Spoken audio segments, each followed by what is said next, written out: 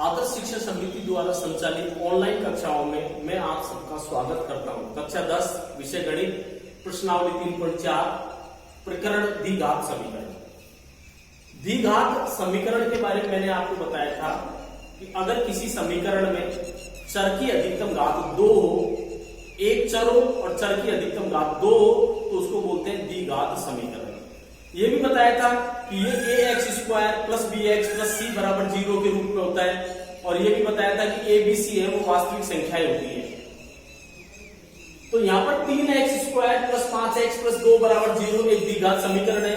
इसको हल करने की 3 विधि बताई थी, गुणनखंड विधि, पूर्ण वर्ग बनाने की विधि और श्रीधर आचार्य द्विघाती सूत्र। अब जैसे मान लो ये 3x² प्लस 5x प्लस 2 बराबर 0 एक द्विघात समीकरण है और अगर हम इसको गुणनखंड विधि से करते हैं तो मैंने आपको ये बताया था कि ये जो x² है इसके गुणांक को और एचर पद को सबसे पहले गुणा करेंगे। तो x² का गुणांक 3 है और एचर पद 2 है, दोनों को गुणा करा तो 6 आ गया। अब ये जो मध्य पद है इसके ऐसे दो टुकड़े करेंगे कि गुणा करें तो 6 आ जाए और यहाँ पर प्लस का चिन्ह है इसलिए जोड़ने पर 5 आ जाए। तो 3 को और 2 को अगर गुणा करते हैं तो 6 आ गया और 3 को और 2 को जोड़ते हैं तो 5 आ गया। तो 5x आना चाहिए, इसलिए ये हो जाएगा 3x और प्लस 2x बराबर 5x। तो 3x² plus 2x plus 3x plus 2 बराबर 0। इसके बाद कॉमन लेंगे, इन दोनों में से कॉमन लेंगे। तो कॉमन का मतलब है ऐसी बड़ी से बड़ी संख्या जिसका भाग दोनों में जाता हो। तो x कॉमन आ गया, x का भाग 3x² में 3x और x का भाग 2x में देंगे तो x से x कट गया 2 प्लस 3x प्लस 2 में से कॉमन 1 आएगा और 1 का भाग 3x में देंगे 3x प्लस का भाग प्लस में देंगे प्लस और 1 का भाग 2 में 2। इसके बाद दोनों कोष्ठकों में से उभयनिष्ठ ले लेंगे 3x प्लस 2 का होल और x प्लस 1 का होल बराबर 0। ये जो द्विघात समीकरण है इसके ये दो गुणनखंड है। गुणनखंड का मतलब यह है कि अगर इसका भाग इसमें देंगे, ये जो 3x प्लस 2 ये एक द्विघात समीकरण है और इसके दो गुणनखंड होंगे। अगर त्रिघाती है तो उसके 3 गुणनखंड होंगे। तो जितनी घात होती है उतने ही गुणनखंड होते हैं। तो यहाँ पर इसके ये जो 3x² प्लस 5x प्लस 2 बराबर 0 है, अगर इन दोनों को गुणा करेंगे तो यही आ जाएगा, इसलिए ये इसके गुणनखंड है। अब इसका भाग अगर इसमें देंगे तो भाग पूरा पूरा जाएगा, यानी शेष पर 0 आएगा। x प्लस 1 का भाग इसमें देंगे तब भी शेष पर 0 आएगा। तो ये भी मैंने बताया था आपको कि शेष पर 2 प्रकार से निकाल सकते हैं। 9वीं कक्षा में हमने सीखा है कि या तो इस गुणनखंड का भाग इसमें दे दो और फिर इस गुणनखंड का भाग इसमें दे दो, शेष पर आ जाएगा 0। और दूसरा बताया था शेष पर प्रमेय विधि से कि यहां से इसका मान निकालेंगे। तो 3x प्लस 2 तो 3x बराबर -2 हो गया तो x बराबर -2/3 इसमें रखेंगे और x प्लस 1 है तो x बराबर -1 हो गया। तो ये जो है ये यहाँ पर ये जो दे रखा है 3x प्लस 2 बराबर 0 तो 3x बराबर -2 तो x बराबर -2/3 और x प्लस 1 बराबर 0 और x बराबर -1 ये इसके मूल है, ये दोनों मूल है इसके। ये द्विघात समीकरण है इसलिए इसके दो मूल होंगे। एक तो मूल है इसका -2/3 और दूसरा मूल है -1। मूल का मतलब है कि x की वैल्यू, यहाँ पर ये जो चर है x, इसका मान अगर -2/3 रखेंगे तो शेष पर 0 आ जाएगा और x का मान -1 रखेंगे तब भी शेष पर 0 आ जाएगा। तो ये मूल कहलाते हैं, शून्य भी कहलाते हैं, शून्य की मूल। अब हमको ये बताना है कि जो द्विघात का मतलब है ये ax² plus bx plus c बराबर 0 के रूप में है, के रूप में है। अब a है वो क्या है, b क्या है और c क्या है ये भी बता दिया। x² का गुणांक 1 है, x² का गुणांक 3, x का गुणांक 5 ये b है और ये जो एचर पद है ये c है, ये a b c कहलाते हैं। अब हमको मूलों की प्रकृति बतानी है। जो मूल अभी आए थे x की जो वैल्यू आई थी x बराबर आया था, उन मूलों की प्रकृति के बारे में बताना है कि मूलों की प्रकृति क्या होगी। तो द्विघात समीकरण के मूलों की प्रकृति 3 होती है। एक तो मूल वास्तविक और समान होते हैं, मूल वास्तविक मूल वास्तविक और भिन्न भिन्न होते हैं, मूल वास्तविक और भिन्न भिन्न होते हैं, भिन्न भिन्न। दूसरा मूल वास्तविक और समान होते हैं।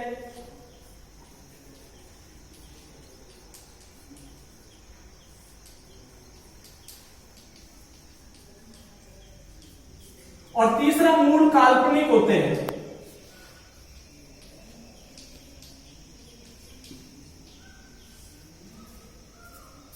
तीन x square plus 5x plus 2 बराबर 0 एक द्विघात समीकरण है। तो इसके जो मूल होंगे उनकी प्रकृति बतानी है। प्रकृति का मतलब कि क्या दोनों मूल समान होंगे क्या? जैसे x की वैल्यू अभी हमने निकाली थी, तो क्या x के दोनों मान बराबर आएंगे क्या? ये जो x है इसका जो मान है वही तो मूल कहलाता है। तो क्या x के दोनों मान बराबर आएंगे क्या? क्योंकि यहाँ पर अधिकतम घात 2 है तो इसके दो मूल होंगे। अभी बताया था ना कि जितनी अधिकतम घात होती है उतने ही गुणनखंड होते हैं और उतने ही मूल होते हैं। तो इसके दो मूल होंगे, तो क्या दोनों मूल समान होंगे क्या? क्या दोनों मूल अलग अलग होंगे क्या? भिन्न भिन्न होंगे क्या?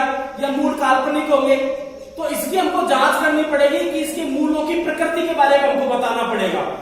तो मूलों की प्रकृति निकालने का एक सूत्र है बी स्क्वायर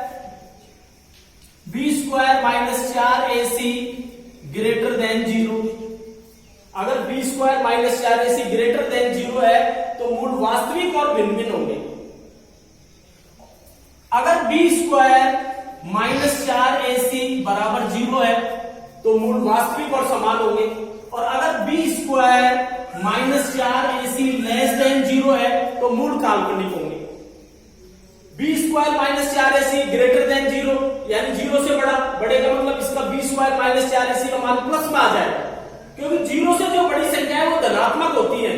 तो अगर बी स्क्वायर माइनस 4ac का मान प्लस में आ जाता है, कोई धनात्मक पूर्णांक आ जाता है, तो मूल वास्तविक और भिन्न भिन्न होंगे। और बी स्क्वायर माइनस 4ac का मान अगर 0 आ जाता है तो मूल वास्तविक और समान होंगे। और अगर बी स्क्वायर माइनस 4ac का मान ऋणात्मक आ जाता है तो मूल काल्पनिक होंगे, अर्थात कोई मूल नहीं होंगे। तो अब देखो इधर, अब ये जो 3x square plus 5x plus 2 बराबर 0 है, ये द्विघात समीकरण है। तो हमको इसके मूलों की प्रकृति बतानी है। तो मूलों की प्रकृति निकालने के लिए बी स्क्वायर माइनस 4ac इसमें जांच करेंगे। तो b का मान है 5, b का मतलब है x का गुणांक 5, 4 गुणा a का मान है 3 और c का मान है 2। तो 5 का स्क्वायर 25, 4 के 12, 12 दूनी 24, 5 का स्क्वायर 25 और 4 के 12, 12 दूनी 24, तो 25 में 24 हटाएंगे तो 1। तो ये जो 1 है ये 0 से क्या है, अधिक है कि नहीं? प्लस के जो धनात्मक पूर्णांक है वो 0 से बड़े होते हैं, तो 0 से बड़ा है।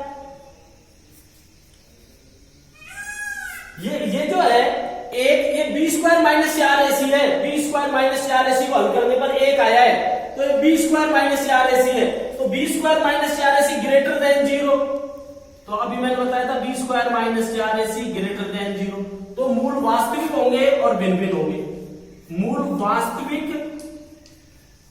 मूल वास्तविक और भिन्न भिन्न होंगे,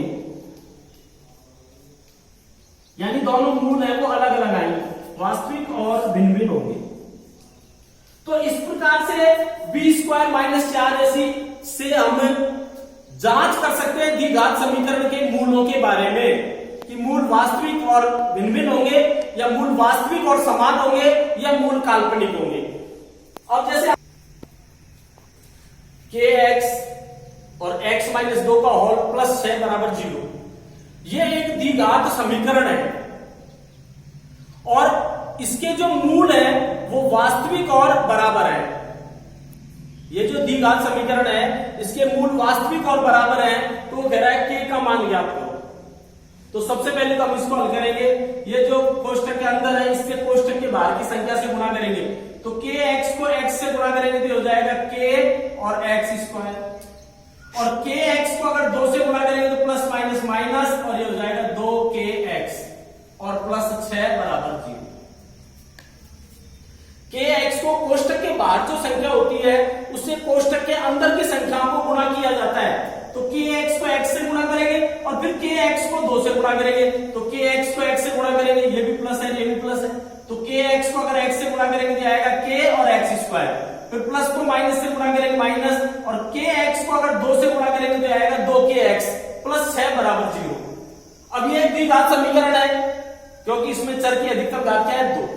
तो अगर ये द्विघात समीकरण है तो ये a x square plus b x plus c बराबर 0 के रूप में होता है, और ए एक्स स्क्वायर का गुणांक ये होगा, एक्स का गुणांक भी होगा, और एचर पद है वो सी होगा। एक्स स्क्वायर का गुणांक ये है, एक्स का गुणांक बी है -2 के, और एचर पद सी है। अब वो उसने खुद ने दे दिया, एक तो अगर वो द्विघात समीकरण दे देता तो फिर हमसे कहता बताओ इसकी मूलों की प्रकृति के बारे में बताओ, तो मूलों की प्रकृति बताते कि भाई मूल वास्तविक और भिन्न भिन्न होंगे, या मूल वास्तविक और बराबर होंगे, या मूल काल्पनिक होंगे, लेकिन उसने खुद ने दे दिया कि ये जो द्विघात समीकरण है इसके मूल वास्तविक और बराबर है, मूल वास्तविक और बराबर है, मूल वास्तविक और बराबर है। तो मूल वास्तविक और बराबर है, इसका मतलब है बी स्क्वायर माइनस 4 ए सी बराबर 0, क्योंकि मूल वास्तविक और बराबर कब होते हैं, जब बी स्क्वायर माइनस 4 ए सी बराबर 0। तो चूंकि मूल वास्तविक और बराबर है इसलिए बी स्क्वायर माइनस 4 ए सी बराबर 0 होगा, तो बी का मान रखेंगे, बी का मान है -2 के, ये बी हो गया बी स्क्वायर -4 गुणा ए का मान है के, और सी का जो मान है वो है 6 और बराबर में 0। ये जो द्विघात समीकरण है इसके मूल वास्तविक और बराबर है, खुद ने दे दिया उसने कि इसके मूल वास्तविक और बराबर है। तो अगर मूल वास्तविक और बराबर है तो के का मान याद करो, तो मूल वास्तविक और बराबर कब होते हैं, जब बी स्क्वायर -4 ए सी बराबर 0 हो। तो बी की वैल्यू, बी की जगह -2 के रखेंगे, -2 के का स्क्वायर -4 गुणा में ए का मान रखेंगे, गुणा में सी का मान रखेंगे बराबर 0। अब यहां पर -2 के को -2 के से गुणा करेंगे तो ये हो गया 4 के स्क्वायर, 4 × 24 और 24 को के से गुणा करेंगे 24 के और बराबर में 0। अब इसके बाद यहां से कॉमन ले लो, तो यहां से अगर हम कॉमन लेंगे तो कॉमन आएगा 4 के कॉमन आ गया।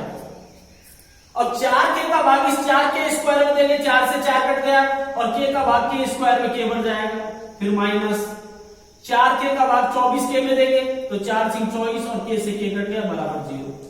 तो ये हो गया 4 के बराबर 0 और के -6 बराबर 0। तो 4 के बराबर 0 तो के बराबर 0/4, तो के बराबर 0 और के बराबर 6, तो के का मान 0 या 6।